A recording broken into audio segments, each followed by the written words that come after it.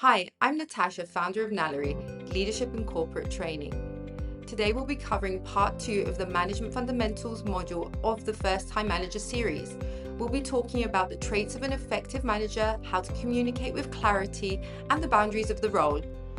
If you missed part 1 in which we covered the definition of a manager, the roles they hold and what they do, you'll find the link in the description. Let's continue.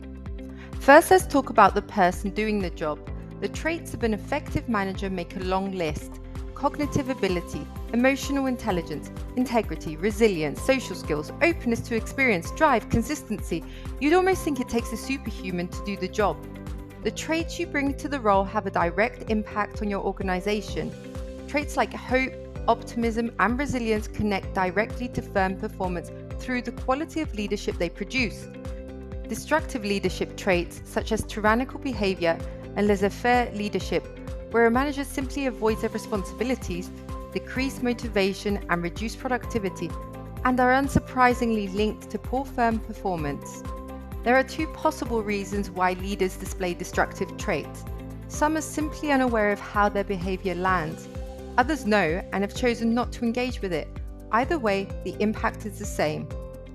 If you want to be a great manager, and I assume you do, the starting point is self-awareness. This is not about changing who you are. You were promoted for a reason. It's about knowing who you are well enough to manage it deliberately. Know your strengths so you can use them intentionally. Know your weaknesses so you can manage them. For example, are you directive and decisive? A strength in a crisis, but potentially overbearing at times? Or do you see the best in people?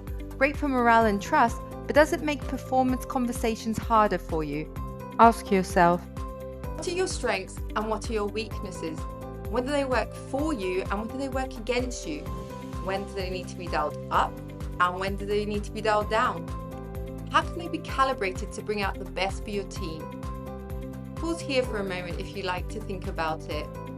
Look at these two leaders. Steve Jobs, Apple CEO. Visionary, demanding, relentless.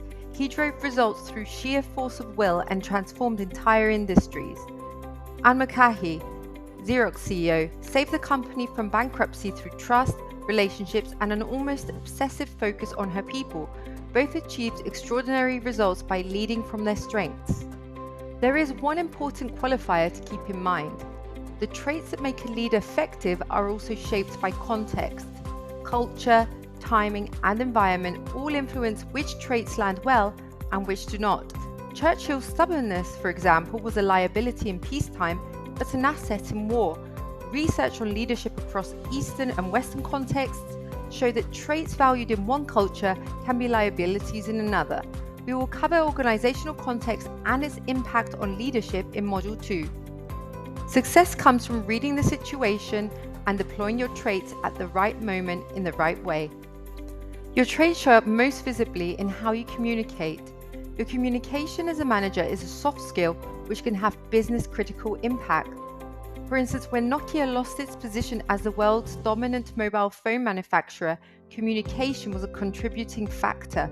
Critical information about software capabilities and competitive threats never reached the people who needed it due to the communication culture within management. Communication is defined as the process of transferring meaning from one person to another. It's both verbal, what you say, and non-verbal, how you say it. As a manager, your non-verbal signals, your tone, your expression, your posture, shape how your message lands and how your credibility is perceived. A disconnect between what you say and how you say it erodes trust. And when communication moves to writing, those non-verbal signals disappear entirely. That's when clarity becomes even more critical. And listening is half the process. Active listening means giving your full attention to what is being said, cognitive, emotional, and behavioral, and responding in a way that makes the speaker feel genuinely heard. It's distinct from simply waiting for your turn to speak. Communication moves through 4 stages. Let me walk you through each stage and explain how communication can break down at each. The sender encodes a message, meaning they create it through their own lens and experience. 2 things can go wrong here. First, assuming the audience already knows what the sender knows, the message arrives but the meaning does not. Second, when the delivery does not support the message, it dilutes the message before the words even land. The message itself can be verbal or non-verbal. When it's unstructured or carries too much or too little information, the point being made gets lost or is not understood. The receiver decodes the message through their own filters and context, which are never identical to the sender's. Therefore, the message they receive is not always identical to the message that was sent. And finally, feedback, the confirmation that understanding has happened. When no space is created for it, assumed understanding replaces real understanding and gaps go unaddressed. Now we've deconstructed the failures at each stage of communication, let's look at how you can prevent them as a manager. At the sender stage, first ask yourself, who am I speaking to? Their level of familiarity with the topic, their context and their language all shape how your message needs to be delivered. Use clear, universal terms. In Greek we say "gano di babia," which when translated directly into English literally means to do the duck. But what I mean by saying it is to act indifferent. And you do not need to cross languages for this to happen. Even between a UK and a US audience, expressions that are perfectly clear to one can mean nothing or something entirely different to the other, causing avoidable miscommunication. Choose your channel deliberately. A sensitive message delivered over email loses everything that tone and expression would have carried in person. And this brings us to delivery. Pay attention to the following. Make eye contact. It signals that you are present and that what you are saying matters. Manage your expressions deliberately. The person in front of you reads your confidence and authority from your face. For example, an expression that reads as frustration or disappointment in a feedback conversation is counterproductive. Use your words to guide your team member towards improvement. Showing your feelings adds nothing constructive to the conversation. Hand gestures, when used deliberately, reinforce your point. Open palms signal openness. Crossed arms may signal defensiveness. Pay attention to your pitch. A high voice is harder to listen to and signals anxiety, which you then transfer to your audience. Did you know Margaret Thatcher, former UK PM, took voice coaching ahead of her 1979 election victory? She wanted to lower her pitch and slow her delivery, because how you sound shapes how you are heard. A controlled, measured voice projects authority. Pauses are a valuable tool. A deliberate pause before an important point gives it weight. It also gives the other person a moment to receive what you have just said before you move on. At the message stage, start with the end in mind. Ask yourself, what is the one thing I want the other person to walk away with? That clarity shapes everything that follows. Be concise, lead with the point, and then give the context. Too often, we build up to what we want to say, laying out the background, the history, the reasoning, and by the time we get to the point, our audience has lost interest.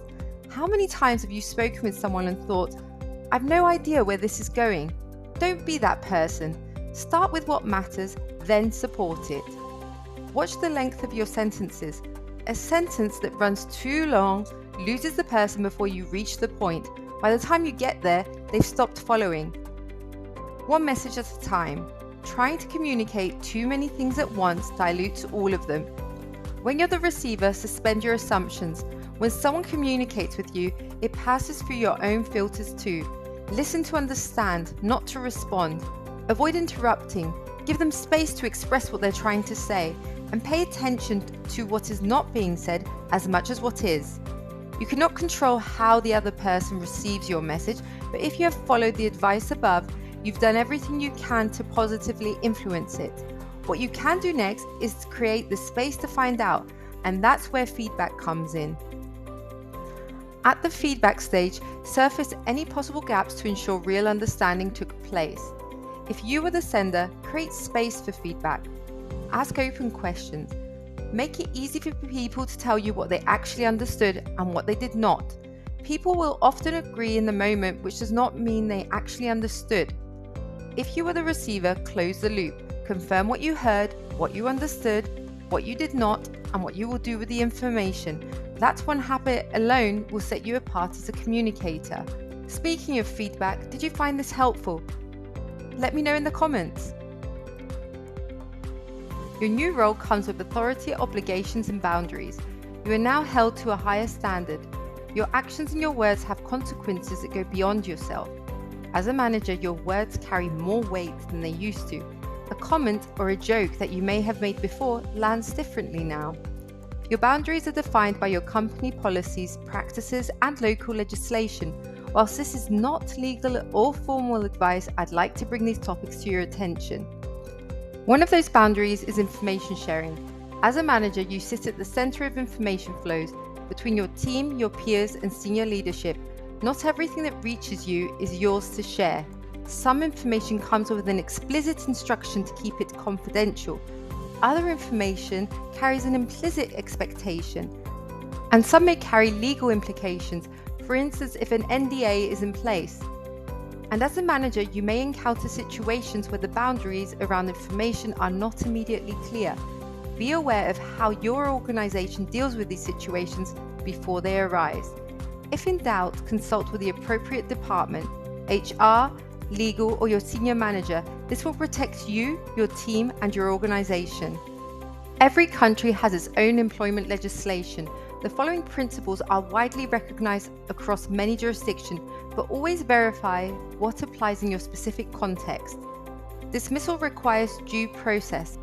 A well-known example is the unfair dismissal case brought against X in 2024 following Elon Musk's acquisition of the company. Staff were given 24 hours to commit to a new work culture or be dismissed with no prior consultation and no due process. The dismissal was found procedurally unfair and resulted in a compensation award of over €550,000. Discrimination is prohibited against someone's gender, age, ethnicity, disability, religion, or sexual orientation. Harassment and bullying have no place. You have a duty of care for the health and safety of your team. Terms of employment cannot be changed unilaterally. Personal data must be protected. Know your boundaries, because acting outside them, even with good intentions, can create problems that can be difficult to undo. 3 things to take away from this. First, know your local employment legislation. Ignorance is not a defense. Second, know your company's processes and policies. Third, consult the appropriate department for alignment and guidance. It's good practice to recap difficult conversations or sensitive topics in writing, including dates and specifics. Hopefully, you'll never need to refer back to them, but if you do, you'll be glad they exist. Let's recap on what we learned throughout Module 1, Management Fundamentals. Number 1, your success is now dependent on your team's results. Number 2, plan, organize, lead, control, repeat. Number 3, managers play many roles. Adapt to what the situation demands. Number 4, know your traits and deploy them deliberately. Number 5, communication is a soft skill with real business impact. Number 6, know your role's boundaries and consult the right people when in doubt. Thank you for watching. Module 2 is next, covering the transition into management. If this video resonated with you, like the video, leave a comment and subscribe to the channel. This series is available as a training program that goes deeper into each of the topics covered, tailored for individuals or companies. If you're ready to invest in yourself or your new managers, find me on LinkedIn. Let's talk.